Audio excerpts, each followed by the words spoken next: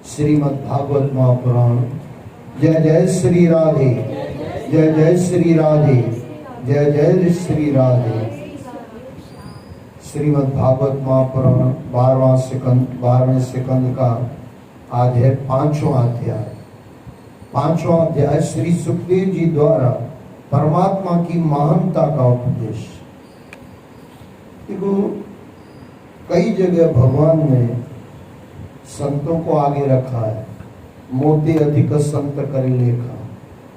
लेकिन संत को पूछो, बोले बाबा आप भगवान से आगे हो, ये क्या पागल जैसी बात करते हो। और यही राम में, भगवान राम में और भगवान शंकर में है। भगवान राम कहते हैं शंकर भगवान मेरा भगवान, और भगवान शंकर कहते हैं राम मेरा भगवान। यानी एक दूसरे को मान देना। इतने समझो परमात्मा होने के बाद भी ऐसा नहीं कि मैं बड़ा, और इंसान को लगता है मैं ही बड़ा, बाकी सब छोटे। बस ये फर्क समझ लेना। भक्त जिस दिन कह दे कि परमात्मा बड़ा, परमात्मा कहते बेटे तू बड़ा। लेकिन फिर गुरु ये ना कहे कि मैं बड़ा, कभी नहीं कहेगा। आज का ढोंगी गुरु कहेगा, आज का ढोंगी गुरु कहेगा, आज का वो तो कहेगा भगवान को छोड़ो मेरे पास आ जाओ, मैं तुम्हें सब दे दूंगा। हाँ देगा, जितने भी नर्क है वही देगा, और कौन देगा। ढोंगी गुरु तो नर्क ही देगा। और हाँ हाँ हकीकत है, जो भला करे वही है। तो 5वां अध्याय श्री सुखदेव जी महाराज परमपिता परमात्मा की महानता का उपदेश कर रहे हैं। श्री सुखदेव जी ने कहा, परीक्षित इस श्रीमद् भागवत महापुराण में बार बार विश्वात्मा भगवान श्री हरि का संकीर्तन करने की बात कही गई है। ब्रह्मा और रुद्र भी श्री हरि से अलग नहीं है। अब तुम मृत्यु भय त्याग दो। ये आपके लिए और हमारे लिए भी है। मृत्यु का भय निकल जाए। अच्छा, वो निकलता कैसे है? जो है उसमें संतोष, जो नहीं है उसके लिए मेहनत, छल कपट नहीं। जो नहीं है उसके लिए छल कपट नहीं, मेहनत करो। और मेहनत करने के बाद मिल जाए परमात्मा की कृपा मानो, और मेहनत करने के बाद नहीं मिले तो परमात्मा की इच्छा मानो। बस ये इतना सूत्र याद आ जाए सब आगे। मैं दोहरा दूं फिर से, जो मिल गया उसमें ध्यान दो, जो सुख है उसमें अपनी मौज करो। मौज करो यानी अभिमान मत करो, बस उसमें चलो। जो दुख है उसको इग्नोर करो। अच्छा, जो नहीं है उसके लिए मेहनत तो करनी है ना। कई लोग बोलते हैं जो दुख आया है भोगना है। हाँ भोगना है, लेकिन डॉक्टर के पास भी जाना है। ऐसा नहीं कि डॉक्टर के पास नहीं जाना है, बस जब भगवान जब उतारेगा उतारेगा, ऐसा नहीं। हाँ तो होंगे कोई ऐसे संत महात्मा। हम तो भाई गृहस्थी आश्रम, गृहस्थी आश्रम अगर दुख है तो जब तक दुख निकलेगा नहीं, परमात्मा की बराबर याद आएगी नहीं, मन उसमें लगेगा नहीं। तो ये अगर थोड़ा बहुत समझ में आ जाए, अब अच्छा इतना आ जाए, यानी जो चाहिए उसकी चिंता न हो, और जो है उसका संतोष हो, इतने से मरने का भय चला जाता है। आप बोलोगे क्यों? क्योंकि कुछ चाहिए ही नहीं। डर क्या लगा रहता है? जो है उसको छोड़ना नहीं है, इसके लिए मृत्यु का भय है। कभी बैठ के सोचना, भगवान ऐसे कहे कि जो भी आपके संबंधी, जो भी जैसा है, वैसी दुनिया, वैसे आदमी, सबको वहीं आपको वहीं मिलेंगे। फिर किसी को मरने का डर थोड़ी होगा। छोड़ के जाना पड़ता है, इसके लिए दुख है ना। इसी को तो मोह कहा गया। मोह सकल व्याधिन कर मोला। जो है उसको छोड़ना नहीं है। और गुरु कहते हैं निर्भय हो जाओ। जहां जैसे जो मिले, जब तक मिले उसमें राजी रहना सीख लो। अब तुम मृत्यु भय त्याग दो। यह जीवन तो बार बार प्राप्त होने वाला है। आत्मा जन्म और मृत्यु से परे है। शरीर नष्ट हो जाने पर ऐसा लगता है कि जीव ब्रह्ममय हो गया, जबकि वह पहले से ही ब्रह्म था। यह मन ही आत्मा के लिए शरीर, विषय और कर्मों की कल्पना कर लेता है। ये सारा जंजाल है ना, मन का है। आत्मा तो खुद परमात्मा है, आत्मा परमात्मा, शरीर तो यही रह जाएगा। शरीर संसार का है, संसार ले लेगा, और आत्मा खुद परमात्मा है। बाकी क्या बचा? मन, बुद्धि, चित्त, अहंकार, अंतस्करण। और उसका ऐसे देखने जाओ तो संचालन कौन करता है? मन। जड़ मन है, फिर वो बुद्धि निर्णय करती है, फिर वो लंबा हो जाएगा, लेकिन मन है। और क्या आगे अभी कहा है कि मन से ही मोक्ष है, मन से ही बंध है, मन से ही हम बंध जाते हैं। अच्छा, तुलसीदास ने और क्लियर कर दिया, मैं और मोर तोड़ते माया। बोले मन पैदा कहां से होता है? मन खाना क्या खाता है? मेरा मेरा मेरा, मैं मेरा। इसको ये खाना न मिले, मन मर गया। उसको खाने के लिए चाहिए, उसको अभिमान चाहिए मन को। अभिमान यानी जो है उसका अभिमान। फिर वो जवानी का भी अभिमान होता है, जाति का भी अभिमान होता है, पैसे का भी अभिमान होता है। अरे किस किस चीजों का अभिमान होता है? आज तो इतने मूर्ख हैं, अभिमान, ये गुस्से का अभिमान होता है। कई लोग बोलते हैं, आपको भी मिलते होंगे, बोले आपने अभी मेरा गुस्सा देखा नहीं है, जैसे अपनी ये बड़ाई कर रहा हो, गुस्से की प्लस बता रहा है। गजब नहीं है? मुझे नहीं लगता पुराने जो भी गृहस्थी होंगे वो ऐसे कहते होंगे, तूने अभी मेरा गुस्सा नहीं दिखा।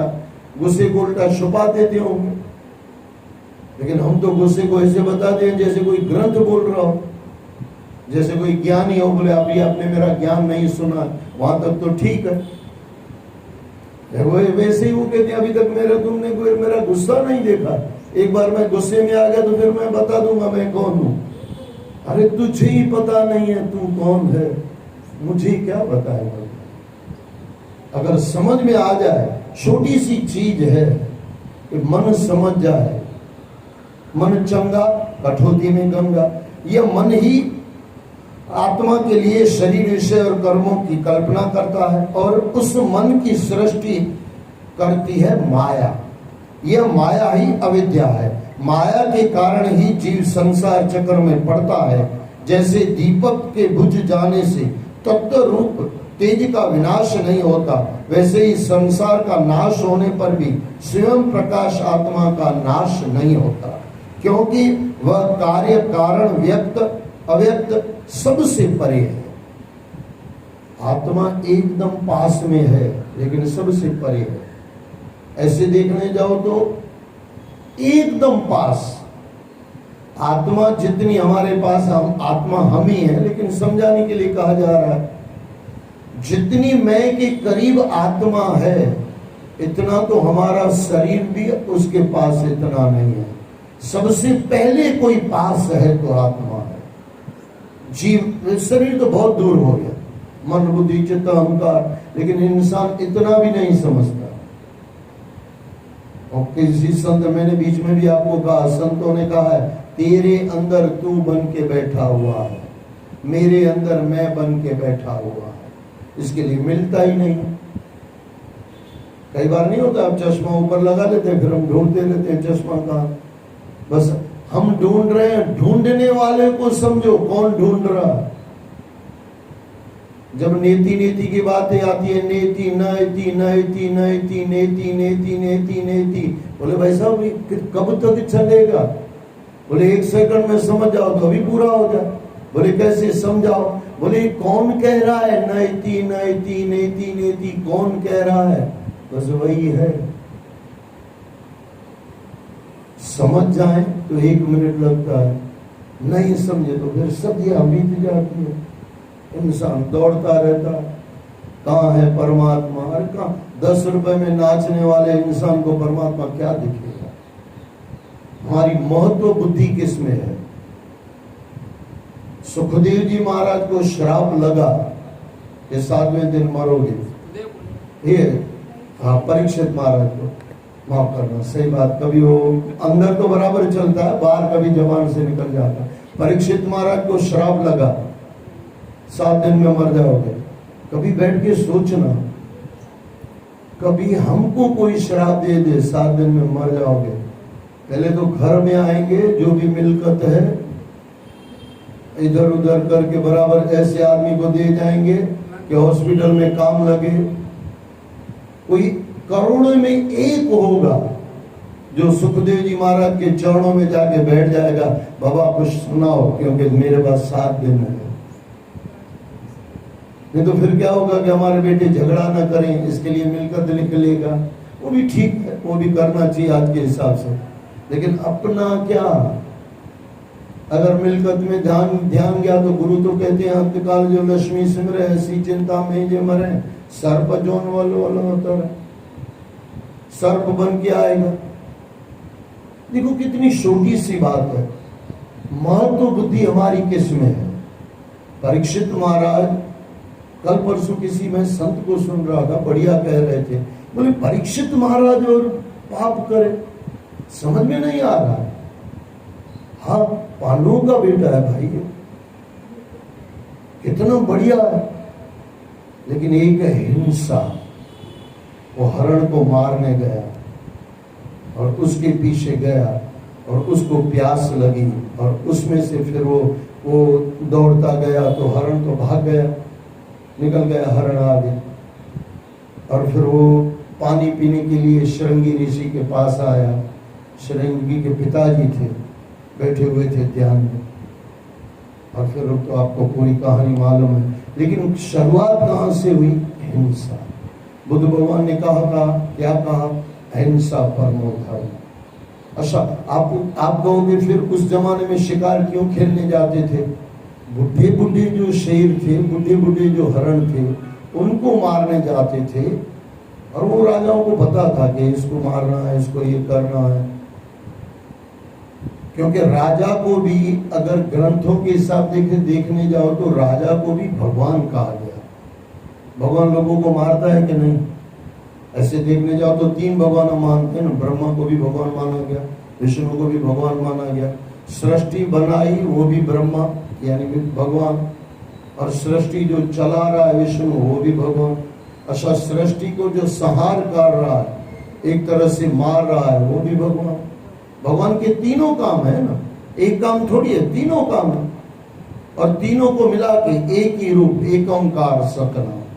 लेकिन बात बराबर समझना, संहार करने वाले को भी महादेव कहा गया, लेकिन वो परमात्मा के हाथ से हो तो, हमारे हाथ से नहीं। कल मैंने आपको कहा ब्रह्मा बन सकते हो, विष्णु बन सकते हो, किसी की मदद कर सकते हो। कल उठ के त्रिशूल लेके निकल पड़ो, हमको तो महादेव ही बनना है, तो यमराज आके पहले खड़ा हो जाएगा, भाई आजा पहले मेरे से बात कर ले, पता चल जाएगा। कहने का मतलब समझना, पहले के राजा जो शिकार खेलते थे, बस वो ब्रह्मा ये पूरा भगवान का समझ के वो चलते थे। भगवान की तरफ से जो काम दिया गया है वो पूरा करते थे। फिर से मैं दोहरा दूं, आज की जो हिंसा हो रही है, छोटे छोटे जीवों को जो हम खा रहे हैं, आजकल तो क्या क्या खाते हैं भाई, नाम कहने में भी डर लगता है। झींगा, खेती होती है झींगे की, बायगाजी, फिर उसको खाया जाता है। अच्छा, इतने शैतान लोग हैं आज का इंसान, इतना कपटी बोलो, शैतान बोलो, जो आपको शब्द लगाना हो लगा दो। ग्रंथों में राक्षस बोलो। पहले के जमाने में लिखा गया बकरी मत खाओ, बकरा मत खाओ। बोले बकरा नहीं खाने के लिए बोला ना, झींगा खाने के लिए थोड़ी मना किया। अरे तेरा भला हो जो होने वाला नहीं है, कैसे भला होगा भाई ऐसे? अब अगर ऐसे लिखने जाओ तो भाई बकरा भी लिखे, बकरी भी लिखे, फिर उसका शेला भी लिखना पड़ेगा ना। बोले हम तो बकरी बकरा थोड़ी, हम तो उसके बच्चे को खा जाते हैं। फिर मुर्गी भी लिखनी पड़ेगी। और चीन में कोई ग्रंथ लिखता होगा तो फिर तो खाली ग्रंथ उससे ही बन जाएगा। मक्खी मत खाओ, मच्छर मत खाओ, क्या क्या इंसान खा रहा है। अभक्ष भक्षण करता। नारद मुनि जब जीवन को देखने गया, कलयुग में देखने आया, तो वहां पे वही कहा विष्णु भगवान को, बोले भगवान ये क्या खा रहे हैं, अभक्ष भक्षण कर रहे हैं, नहीं खाने वाला सब खा रहे हैं और खाने वाला कोई नहीं खा रहा। आज जो बीमारियां हैं इसका कारण क्या है, यही तो है सब। जो नहीं खाना वो हम सब खा रहे हैं, और वो हर चीज आपको पेट में बताती है कि मुझे मत खाओ, हर चीज बताती है। आपने जो भी खाया है उसकी तासीर, असां सिंधीअ में हिकिड़ी कहावत आहे, तुख में तासीर सोहबत असर। तुख की तासीर यानी जो चीज आपने खाई है। एक एग्जांपल छोटा सा दे दूं मैं आपके, फिर आगे बढ़े। लहसुन खाई होगी कभी आपने, एक काम करना, लहसुन आधी को कूट के खा लो। वैसे तो तीखी होती है, कई लोग खाते हैं, लेकिन आधी कूट के खा लो। उसके बाद 1.5 किलो दूध पी लो। डकार आएगी तो कौन सी आएगी, ये है वैसा। 1.5 किलो की दूध की डकार नहीं आएगी, डकार आएगी तो उसकी आएगी। अच्छा, कई बार ऐसा होता है, वो अगर आपको पसंद नहीं है लहसुन और जबरदस्ती आपने खाई है, किसी ने खिलाया है, तो उल्टी आएगी। अच्छा, उल्टी किस चीज की आएगी, दूध की आएगी।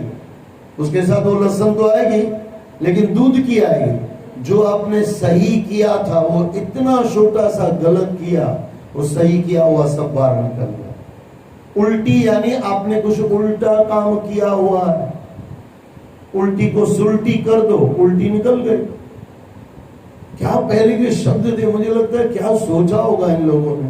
उल्टी है ना, यानी जीवन में कुछ उलट पुलट कर दिया, कुछ खाया पिया गलत है, कुछ शरीर बिगड़ा हुआ है, उल्टी।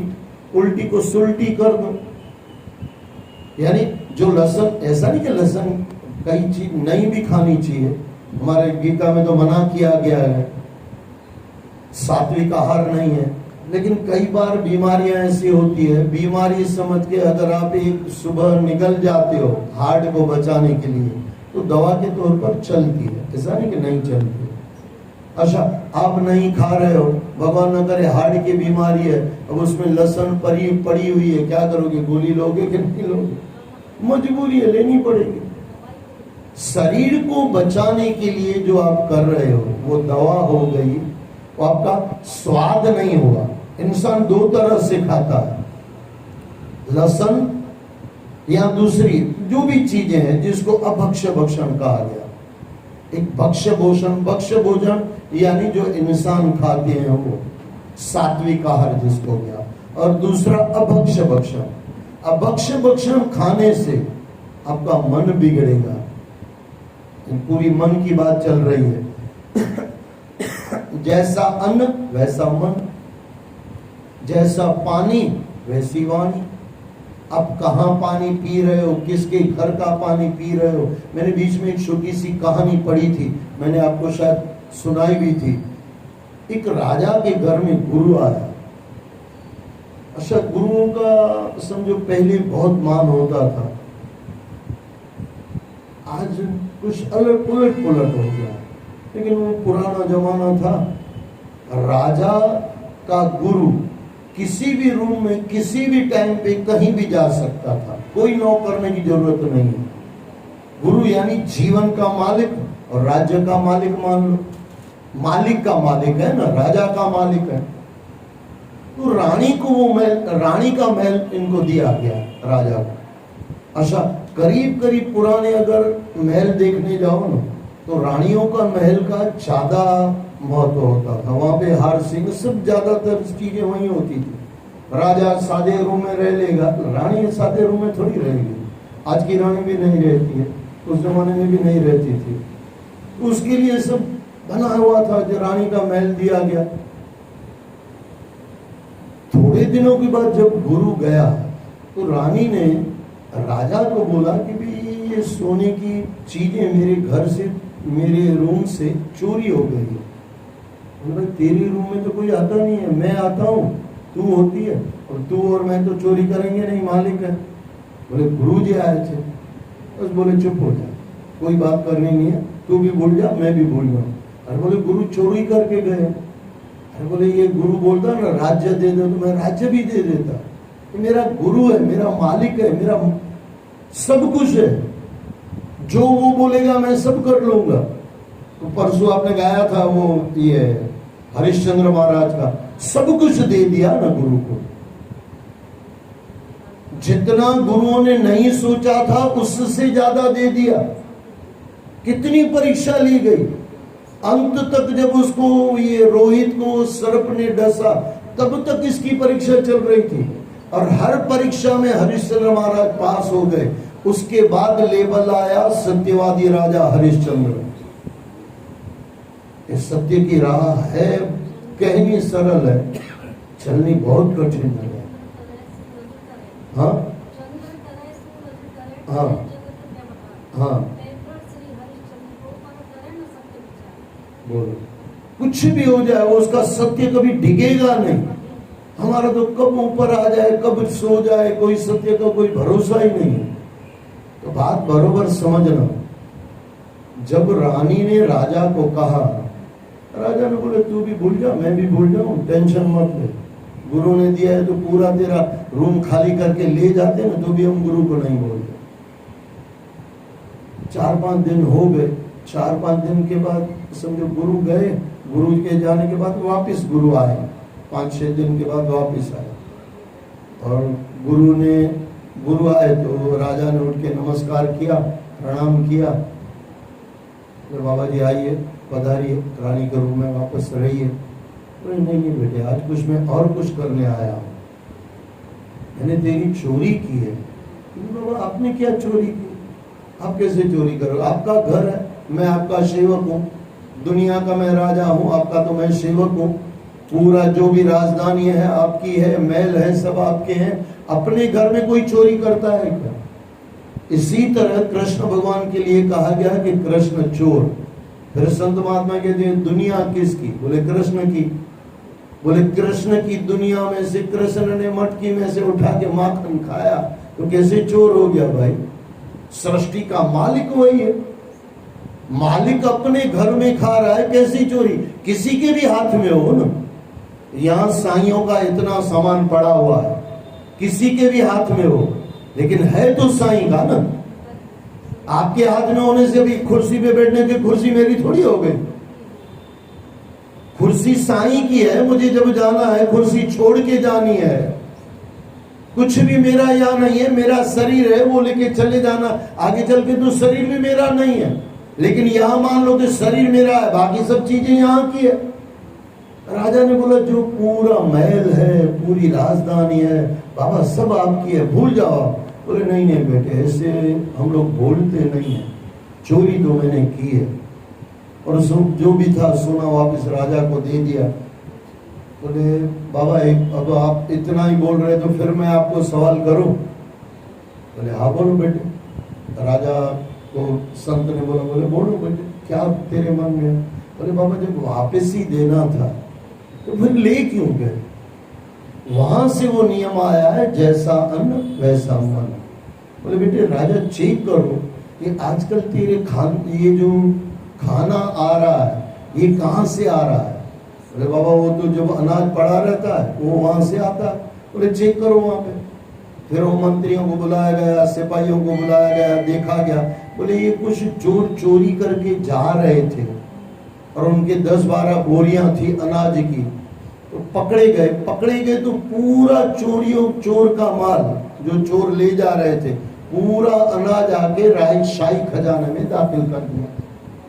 वो खाना उस समय वो चल रहा था, चोर का चोरी का लाया हुआ था, राजशाही खाने में दाखिल कर दिया गया। होना क्या चाहिए वहां पे वो थोड़ी गलती हो गई, जिसका अनाज चोर को पूछना चाहिए भाई कहां से चोरी करके लाए, उसको दे के आना चाहिए। लेकिन राजा ने अपने में, राजा को भी ध्यान नहीं था ये सब हो रहा था। फिर वो पूरा सामान वहां पे आ गया, वो वहां चल रहा था और वो गुरु ने वो खाया अन्न, 2 दिन 3 दिन खाया और उसके मन में चोर बैठ गया। बस वहां से आया जैसा अन्न वैसा मन, वो सूत्र वहां से निकला।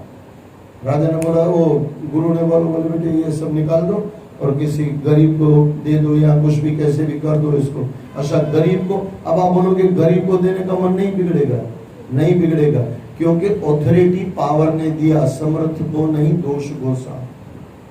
गुरु ने वहां से आज्ञा दी कि यहां से इसको निकलवाओ। कहने का मतलब समझना, वहां पे सिपाहियों ने अपना समझ के लेके आए, लेकिन अगर किसी को ले जाके दान में दे दिया होता तो उसका मन नहीं बिगड़ता, ये गारंटी है, क्योंकि फिर वो दान की भावना थी। कहीं भी खा लो, कुछ भी खा लो, और फिर कहो कि मन नहीं लगता है, कैसे मन लगेगा भाई?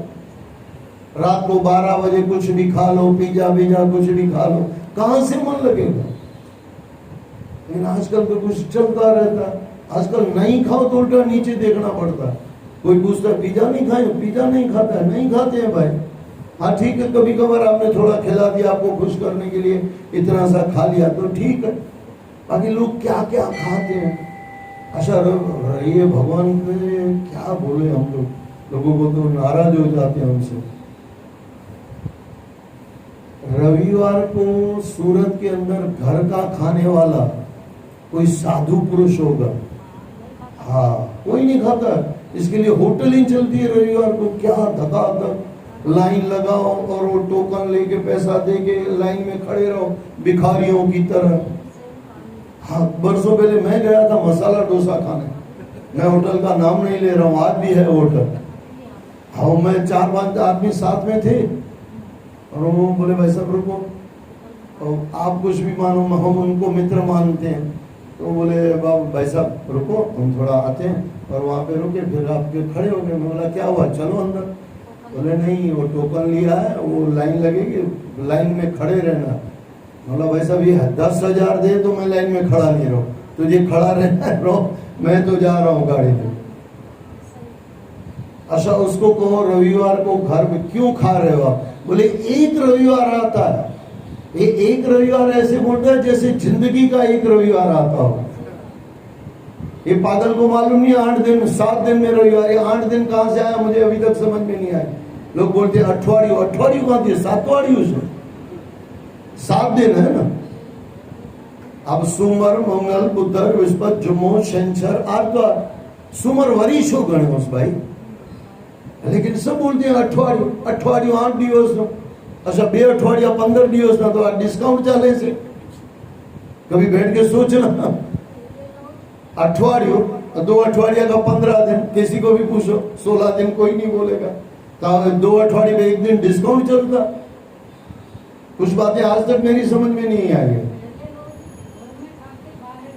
हाँ हाँ पहले लोग घर पे खाते थे, हाँ हाँ पेट साफ करने बाहर जाते थे, अब बाहर खाने जाते हैं और घर में साफ करते हैं। फिर वो बोलते हैं बांस है यार, बांस है इतना जी दीजिए को तू साफ कर दे। कहने का मतलब समझना, कितना बिगाड़ दिया हमने शरीर को। अच्छा अब खाली शरीर नहीं बिगड़ा ना, खाली शरीर अगर बिगड़ा होता ना तो संतों को इतनी चिंता नहीं होती। मन बिगड़ता है ना, और मन को सुधारना है ना, और मन सुधरेगा कैसे?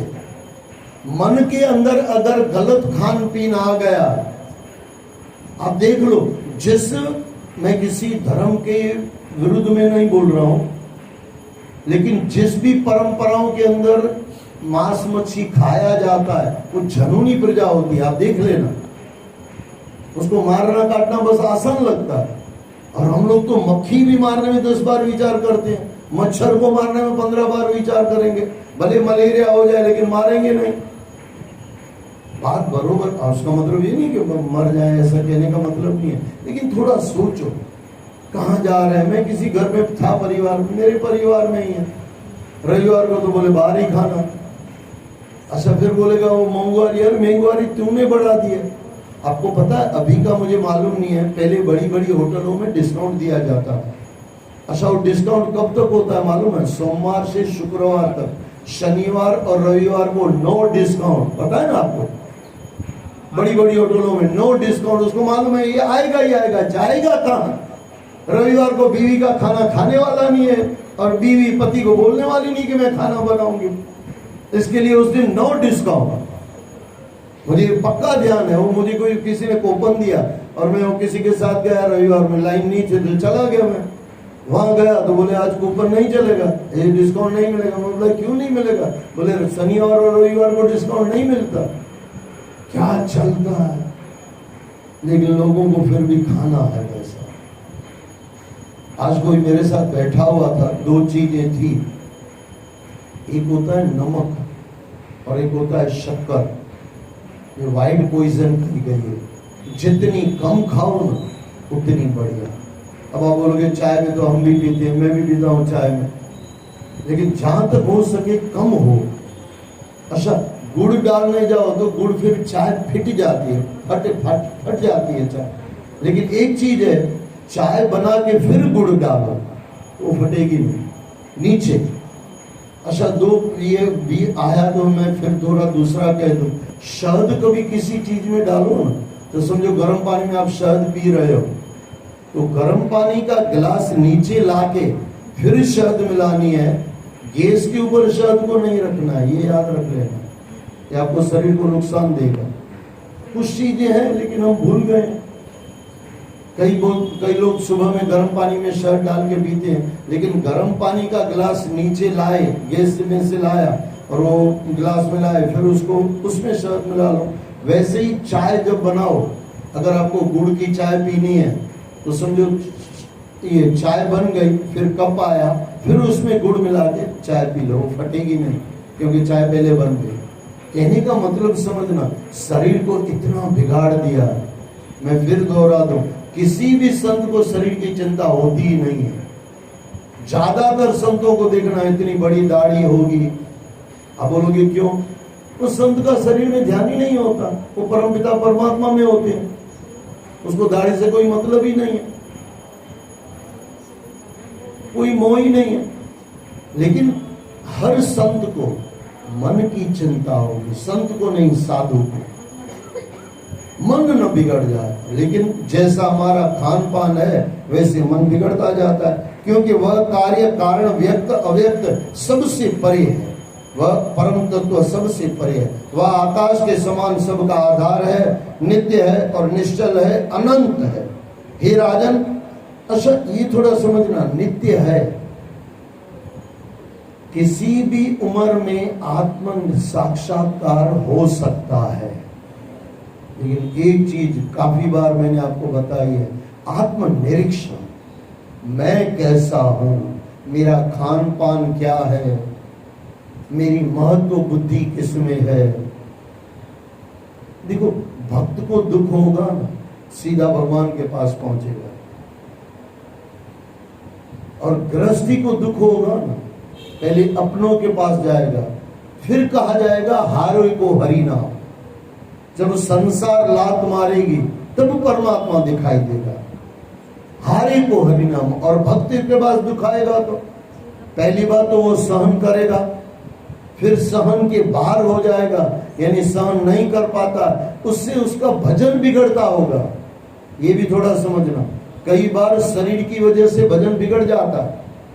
समझो बुखार है, कोई तकलीफ है, तो सुबह में ब्रह्म मुहूर्त में उठता होगा, बाबा जी नहीं उठ पाएंगे, फिर परमात्मा को प्रार्थना करेंगे, बाबा ये शरीर को थोड़ा सुधारो।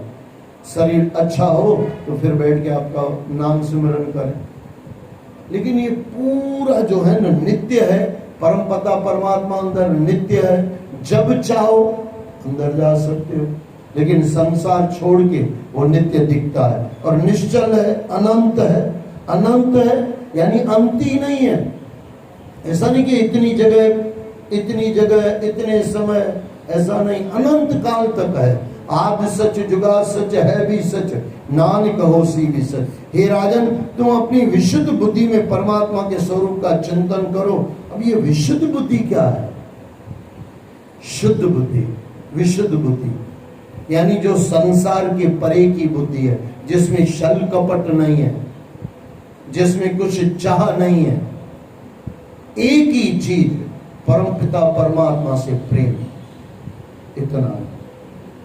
संसार हट जाए परम तत्व मिल जाए। ये यहाँ विशुद्ध बुद्धि यानी एकदम शुद्ध बुद्धि में परमात्मा के स्वरूप का चिंतन करो और अपने हृदय में स्थित परमात्मा के स्वरूप का साक्षात्कार करो।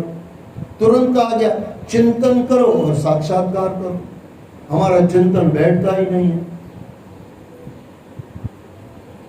लहसुन वाली सब्जी खाली है, डकार आएगी, लहसुन की आएगी और देखना कभी एसिडिटी हो जाएगी उससे। अब आप मन में परमात्मा का नाम चिंतन करने बैठोगे, कहां से बैठेगा? बैठेगा ही नहीं। सात्विक भोजन परमात्मा के बहुत करीब ले जाता है, या परमात्मा में ले जाता है। बाकी राजसिक तामसिक पहले तो नींद बराबर नहीं लेने देगा, विचार बराबर नहीं चलेंगे, क्योंकि पूरा जो हमारा अच्छा वैसे शरीर और मन अलग अलग है, लेकिन एक तरह से जुड़े हुए हैं मस्त। जो भी खान पान होगा मन उससे बनता जाएगा। साधु पुरुष होगा उसका खान पान सादा होगा, सीधा परमात्मा से जुड़ जाएगा। और हमारा खान पान गलत होगा, बैठे होंगे परमात्मा में और सिमरन चलेगा संसार का। मनवा तो 14 से फिरे, ये तो सिमरन ना। संत का शरीर रहेगा संसार के अंदर, लेकिन वो इतनी हल्की चीजें खाएगा। आज का इंसान उल्टा है, चीजें भारी, इंसान हल्का। हल्का है नहीं, आपने गुजराती में कही हलकट मांस। हाँ, मैं फिर बदल देता हूँ शब्द को, हल्का। अच्छा, संत खाएगा हल्का। हल्का यानी हल्का फुल्का सादा भोजन, पौवे बोलो, खिचड़ी बोलो। अरे आजकल तो मैंने देखा है 50% जवानों को खिचड़ी पसंद नहीं है। बोले हम थोड़ी बीमार हैं। हाँ, बीमार खाते हैं तो बीमार पड़े, बस ही खा जे भाई तू। हाँ से हाँ, बीमारों का सही में खिचड़ी बीमारों का खाना, बीमार नहीं पड़ने का खाना है। हाँ, बीमारों का खाना है, अगर गलती कर दिए तो बीमारों का खाना है, लेकिन अगर खिचड़ी खाई तो बीमार पड़ोगे भी नहीं। खिचड़ी तो खावानी छे, खिचड़ी तो खानी है। या बीमारी के पहले खा लो, बीमारी नहीं आएगी, या बीमार पड़ के खा लो। जैसे आंसू कहते हैं, ये दो चीजें मैं कह रहा हूं और ये हकीकत है, ये पक्का। आंसू का तो पक्का है, खिचड़ी का तो मैं ऐसे ही मैंने कह दिया। आंसू है ना, जितना आपको हमको रोना है ना उतना रोना ही है। फिर वो संसार रुलाए या कृष्ण रुलाए। कृष्ण के अंदर रो लिए तो आपके संसार के अंदर रोना नहीं पड़ेगा, और संसार के अंदर रो लिए तो कृष्ण आपको रुला नहीं पाएगा। एक चीज आपको रुलाएगी, और परमात्मा रुलाएगा तो हंसाएगा भी वही। और संसार खाली रुलाता है, हंसाता किसी को नहीं है। आज तक तो हमने नहीं देखा संसार में से किसी ने सुख पा लिया हो। कल्पना है, कल्पना है। सिख चली जैसे विचार है, मिलता नहीं है संसार से सुख। अब आगे सुख चाहिए तो परम तत्व में मिलता है। और यहाँ कहते हैं चिंतन करो और अपने हृदय में स्थित परमात्मा के स्वरूप का साक्षात्कार करो। तुम स्वयं ही ईश्वर के अंश हो। ईश्वर अंश जीव अविनाशी, चेतन अमल, सहज सुख राशि। ब्राह्मण के श्राप से प्रेरित तक्षक सर्प तुम्हारा कुछ नहीं बिगाड़ पाएगा। बिगाड़ेगा शरीर का, अंदर का नहीं बिगाड़ेगा। तक्षक की तो बात ही क्या, स्वयं मृत्यु भी तुम्हारे पास तक नहीं आ सकेगी। ये आत्मा की पूरी बात चल रही है, परीक्षित को समझा रहे हैं, क्योंकि पूरा भागवत पूरा होने को आया। अब परीक्षित महाराज को बिटवीन द लाइन जो यहाँ पे नहीं लिखा है, सुखदेव जी महाराज पूछ रहे हैं, बेटे समझ गया तू कौन है? बोले बाबा हाँ, मैं शुद्ध बुद्ध आत्मा हूँ, शरीर से परे हूँ। मैं शरीर में चलाता हूँ, मेरे से शरीर चलता है। मैं शरीर नहीं हूँ, मैं शरीर का मालिक हूँ, शरीरी हूँ। ये जो बिटवीन द लाइन शब्द आ गया। फिर भी ये सुखदेव जी महाराज पूछ रहे हैं, कह रहे हैं तुझे कोई नहीं मार सकता, लेकिन शरीर को मार सकता है। याद रखें, शरीर हम खुद को समझेंगे तो मर जाएंगे, लेकिन आत्म तत्व में आ जाएंगे तो हमको कोई मार नहीं सकता। लेकिन एक चीज है, आप शरीर में हो कि आत्म तत्व में हो, खुद को चेक करो। कुछ चाहिए तो शरीर में हो, सुख दुख दुख करता है, दुख दुखी करता है, सुख में अभिमान आ जाता है तो आप शरीर में हो। ये नहीं है, ये है, आप शरीर में हो। किसी से कोई शिकायत है, शरीर में हो। कोई चीज बहुत अच्छी लगती है, कोई चीज बहुत बुरी लगती है, आप शरीर में हो। चेक करते जाओ खुद को और धीरे धीरे चीजों से बाहर निकलते जाए ना, धीरे धीरे संसार से हटते जाए ना। रहे संसार में, जैसे तेल रहता पानी में लेकिन पानी में होता नहीं है, कितना भी मिला लो। 10 लीटर पानी ले लो और 1 बूंद तेल की डाल दो, बाबा जी ऊपर आके तेल खड़ा हो जाएगा। पहले तेल डालो या बाद में तेल डालो, लेकिन फिर भी ऊपर आ जाएगा, बराबर के नहीं। पहले तेल डाल दो, फिर 10 लीटर पानी डाल दो तो भी ऊपर आ जाएगा। बस तेलवत संसार में रहे, पानी के साथ मिल न जाए, यानी संसार के साथ मिल न जाए, तो ब्रह्म तत्व समझ में आ जाता है और आत्म साक्षात्कार हो जाता है। स्वयं मृत्यु भी तुम्हारे पास तक नहीं आ सकेगी। तुम अपने मन में इस प्रकार से चिंतन करो कि मैं ही ब्रह्म हूं, अहम ब्रह्मास्मि आनंदोस्मि। इस प्रकार अपने आप को अपने वास्तविक एक रस अनंत अखंड स्वरूप में स्थित कर लो, आत्मा में स्थित हो जाओ, आत्मा राम। उस समय यदि तक्षक आकर तुम्हें डस भी ले तो भी तुम चिंता मत करो, क्योंकि तुम्हारा शरीर चला जाएगा। अच्छा, मौत भी ऐसे देखने जाओ तो वरदान मानी गई है। शरीर बुढ़ा है, दुखी है इंसान। आपने कहीं सुना है कि नहीं कि भाई बहुत दुखी है, 10-12 बरस से समझो बेड रेस्ट है। हम लोग कहते हैं भाई भाई मरे तो सुखी थे वहीं पर, और वो खुद भी बंदा कहता है या बंदी कहती है बाबा अरदास करो मथे वहीं सुखी थे, कहती है कि नहीं? ये उसके लिए वरदान है। जर्जरित काया से, यानी बुढ़ी काया से और ये बिगड़ी हुई काया से, जिससे पाप हो गया, इतना बिगड़ गया, परमात्मा शंकर भगवान इसमें से निकाल के, वो खोखे में से निकाल के नया खोखा नया जीवन दे देता है। ये परमात्मा की अति हरि कृपा है कि नहीं है? इसके लिए महादेव कहा गया, जो दूसरा जन्म दे के वापस नई बात से शुरू कराता है, बेटे अगले जन्म में नहीं सुधरा, अब इस जन्म से सुधर जाना। हर बार शंकर भगवान मौका देता है। तुम भी चिंता मत करो, तुम अपने आत्म स्वरूप में स्थित होकर इस शरीर को ही क्या, सारे विश्व को भी अपने से पृथक न देख पाओगे।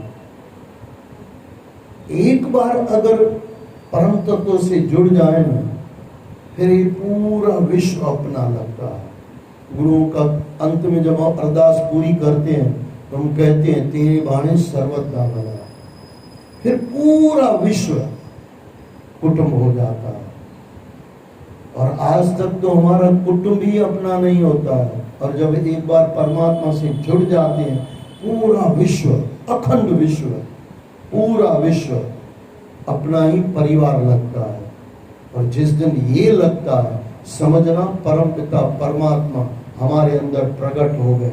अंत में कह रहे हैं, स्थित होकर भी इस शरीर ही क्या, सारे विश्व को भी अपने से पृथक न देख पाओगे, यानी अलग नहीं देख पाओगे। और अंत में यही विश्वात्मा स्वरूप भगवान की लीला है। इसमें जीवन और मृत्यु सब उसी के अधीन है।